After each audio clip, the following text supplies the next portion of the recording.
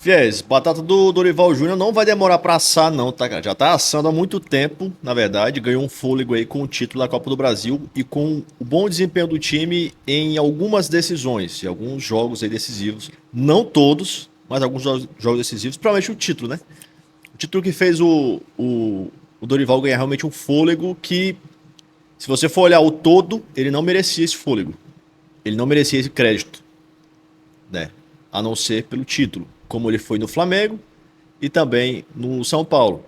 Onde, se você pegar ali as falas dos torcedores da época, eles falavam que, beleza, ganhou, muito bom, não tem o que contestar, título é muito bom, maravilhoso, ponto. Agora, o futebol e muitas escolhas do Dorival são péssimas, foram péssimas, durante um período muito maior. É o que eu falei depois do Corinthians ganhar a Copa do Brasil. Quando a gente está no meio do ano, quando as coisas estão acontecendo, o campeonato rolando, é péssimo. O Dorival é péssimo. Ele é péssimo. Ele faz escolhas péssimas, tá? Só que ele tem uma. Não é nem sorte, né? É um mérito dele de, em alguns momentos, momentos mais decisivos, ele conseguir ali mobilizar o time e tal, os times e organizar minimamente para conseguir resultados bons. E tá conseguindo isso nos últimos anos. Se vai acontecer isso o tempo todo, a gente não sabe. Se ele vai ser mal esse ano todo, se ele vai ficar no Corinthians, né? Se ele vai ficar nessa brincadeira dele aí o ano todo e no final acabar não ganhando nada. E aí, já começa aqui, eu vou mostrar para vocês também, pessoal, o histórico de técnicos, de contratações do Marcelo Paes. Para mostrar que o Dorival não está confortável, tá? Eu não acho que o Dorival está confortável no cargo, não, até porque não foi o Marcelo Paes que contratou, né, entre aspas, ele não foi ele que contratou o Dorival para o Corinthians. Chegou, o Dorival estava lá. Então ele teve que negociar ali com o Dorival e conversar sobre contratações. Mas ele não está. Eu vou mostrar para vocês porque que eu acho que ele não está sossegado no cargo, não, tá? Vamos começar aqui com alguns pontos muito importantes, tá? Eu quero comentar, que é o seguinte, ó. Olha a escalação do Corinthians, cara, que ele colocou no jogo, que a torcida está simplesmente revoltada. Tem esse comentário aqui, ó. O trabalho do Dorival no Corinthians se resume a ter Mateuzinho e Matheus Bidu na lateral esquerda. Né? Mateuzinho na direita e o Bidu na esquerda. Dois jogadores que vão muito ao ataque. E o lateral direito joga pelo meio também. O lateral direito joga pelo meio também. E o cara simplesmente meteu Kaká e Hugo nas laterais. Né? Então, tipo assim. Aí colocou esse gif aqui, essa expressão aqui. Aí, ele colocou o Gabriel Paulista, o João Pedro de Choque na zaga e tá tudo certo, beleza? Desde que você não faça isso daqui. Que eu falo, Pedro Raul merece oportunidade? Sim. O Guinegão também, o Vitinho também, o Charles, o Dieguinho, o Bahia, o Gabriel Paulista, o João Pedro, o Kaká. E o Hugo Souza é óbvio, né? Merece oportunidades? Com certeza. Só que não ao mesmo tempo, não todos ao mesmo tempo. Isso é muito óbvio, cara. E esses erros grotescos do Dorival Júnior deixam a torcida revoltada, velho. Tá meio bugado aqui, não tá aparecendo nos comentários, sabe, dessa escalação. Mas provavelmente tá aparecendo nas notas lá, depois do jogo, né? Quando eu olhei essa escalação aqui, quando eu olhei, bati o olho na escalação aqui, eu não tinha dúvida de que a gente ia sofrer muito. Eu acho que você também. Você falou assim, pô, então é isso? É isso aí? Quer dizer que a gente tem Mateuzinho, André Ramalho, Breno Bidon, Yuri Alberto, Gustavo Henrique, Carrilho, Matheus Bidu, Kaique, Gui Amorim, André e João Vitor. Mas os principais, Mateuzinho, André Ramalho, Breno Bidon, Yuri Alberto, Gustavo Henrique, Carrilho, Matheus Bidu. À disposição, e você não vai colocar nenhum deles, vai colocar nenhum Carrilho aqui no meio campo, não vai colocar nenhum lateral dos dois aqui, por exemplo, bota o Mateuzinho que no tempo inventa alguma coisa. E eu não entendo uma coisa, isso aí eu nunca vou entender. Se você tem à disposição todos esses jogadores, significa que você pode sim e deve sim utilizá-los durante o jogo. Está no seu plano. Em algum momento você vai colocar jogadores em campo. O porquê ser inteligente, chamado Dorival. Você não coloca esse time no começo, ou então faz uma mescla maior. Já que o Yuri Alberto vai jogar, coloca ele no começo do jogo, aí coloca um Carrilho no meio campo, coloca um Mateuzinho na direita, e aí você vai, ao longo do jogo, mexendo. Vai tirando ali o Yuri Alberto, aí coloca o Pedro Raul e tal. Aí vai, mexe aqui na direita, mexe na esquerda. Mas sempre colocando o jogador. Não colocando todo mundo que não joga junto nunca, que nunca jogou junto, para jogar um jogo fora de casa contra o Bragantino. Isso é muito óbvio, cara.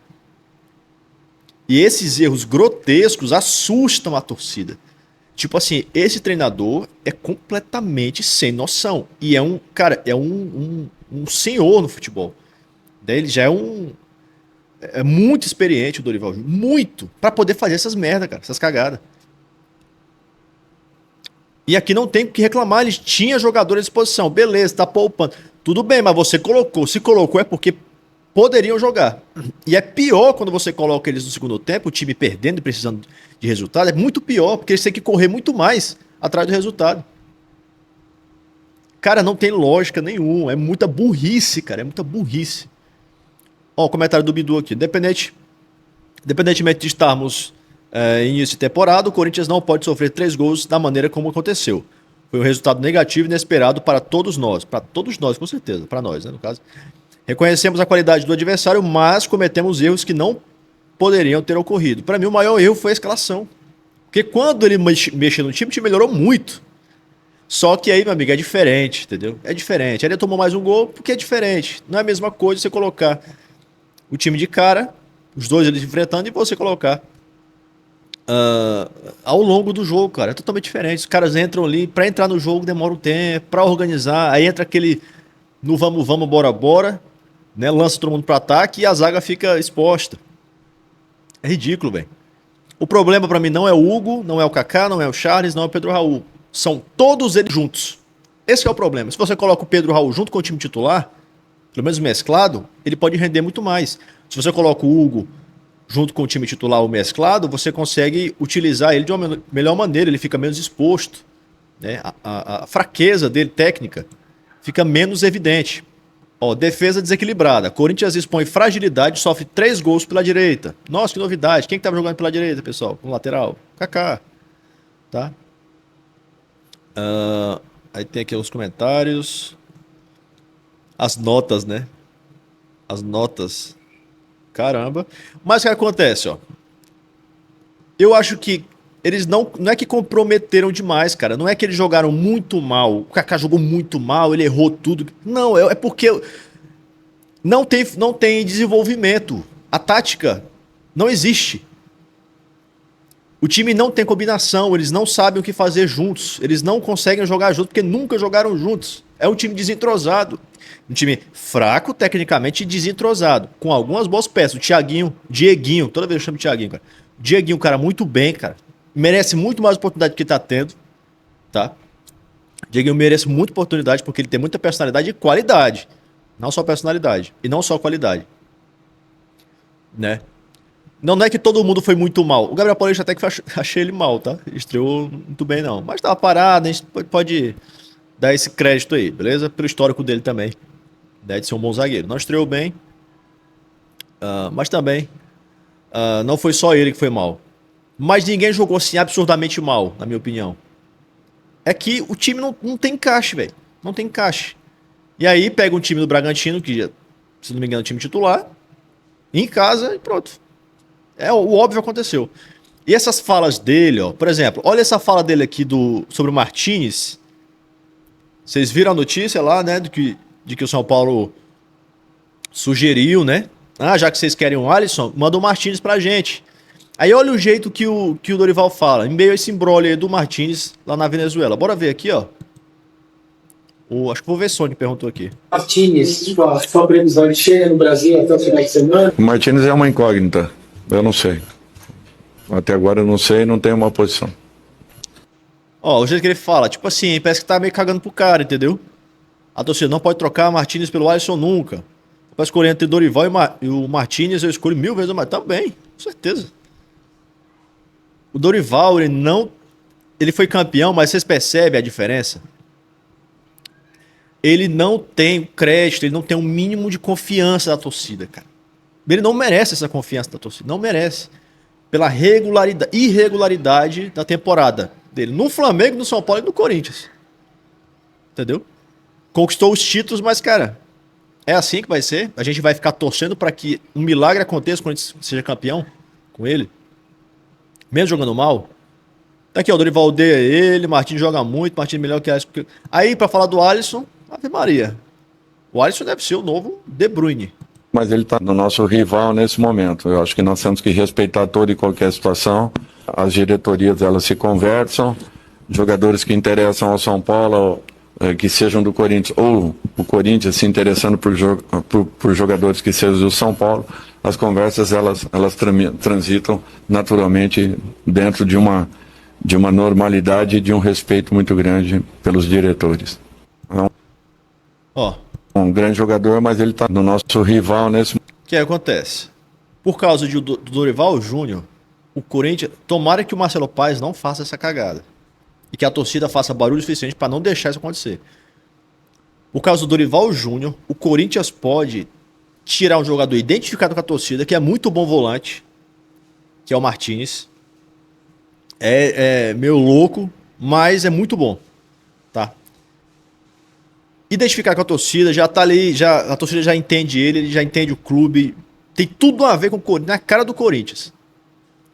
Por um cara que é sabe, nem no São Paulo, onde ele estava à vontade, tá jogando nada, cara. Vocês entendem? Por causa do Dorival Júnior, que a gente não sabe se vai ficar aí no Corinthians por muito tempo, o Corinthians vai fazer uma troca absurda. Volta o transfer ban, que continue por lá. Pois é, cara. A torcida fica com medo. Deus nos livre, grande jogador aonde, cara? Espero que fique por lá. Ele foi um bom jogador na temporada ali. No Grêmio jogou. Grêmio não, acho que ele jogou muito bem no Grêmio, não. Acho que foi até rebaixado no Grêmio, se eu tô enganado. Jogou no Cruzeiro, como ponta. Tipo assim, pô, velho. As loucuras do Dorival, sabe? O mundo de fantasia do Dorival Júnior. E aqui, pessoal, temos o histórico recente, histórico, do Marcelo Paes como presidente do Fortaleza, contratando treinadores, as nacionalidades, se liguem. Ele começou aqui, vamos dizer aqui, ele saiu da Série C com o Antônio Carlos Zago, beleza? Só brasileiro aqui, ó, vai ser só brasileiro. Zago, Rogério Ceni, depois esse Marconi Montenegro, Zé Ricardo, acho que aqui foi auxiliar técnico, tá? O Rogério Ceni saiu pro Flamengo, se não estou enganado. Aí, Zé Ricardo foi uma aposta dele ali, aí o Rogério Ceni voltou. Aí voltou esse auxiliar, né? Ficou auxiliar aqui, no caso, né? Aí o Chamusca. Por quê? Porque já tinha histórico no Fortaleza, eu conheço. Tem história no Fortaleza, já foi campeão do Fortaleza, já foi, enfim. No Ceará também foi muito bem. Então tinha histórico. Anderson Moreira, mesma coisa, tinha ido bem já no Ceará. Acho que o Fortaleza não tinha treinado ainda, enfim. Léo Porto talvez fosse um auxiliar também. Que aqui onde não tem foto deve ser auxiliar. Então enquanto chegou outro técnico. E aí, presta atenção nessa sequência aqui, ó. Vojvoda. De 2021 a 2025. E teve um ano, meu amigo, que ele segurou o Vojvoda, com o Fortaleza estava na lanterna, passou o primeiro turno inteiro na lanterna do campeonato. O tanto que ele tinha confiança. E realmente ele deu a volta por cima. Renato Paiva, português. Depois o Palermo, argentino. Tipo assim, o Fortaleza estava numa situação difícil, ele contratou um argentino, o Palermo. Foi outra aposta. E aí, por último, veio o Carpini, que eu não sei se foi ele que contratou, tá? Não sei se foi ele, se foi outra pessoa lá que contratou. Mas esse histórico aqui recente dele mostra, essa sequência aqui, mostra que ele gosta muito de técnico estrangeiro. Gostou. Depois Vojvoda, pensou assim, eu não quero mais brasileiro. Vai ser só estrangeiro.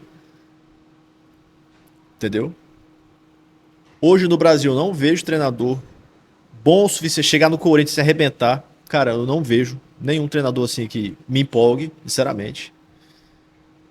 É mais o mesmo, aquelas mesmas coisas. E aí eu fico pensando, sabe? Eu acho que o Marcelo Paes, ele não vai querer se queimar junto com o Dorival. Acho que ele vai observar, tipo assim, não, o Dorival tá fazendo loucuras. Vai acabar estragando o meu trabalho aqui. Eu tô tentando fazer uma limpa no Corinthians, organizar o clube, enquanto isso ele tá cagando o time.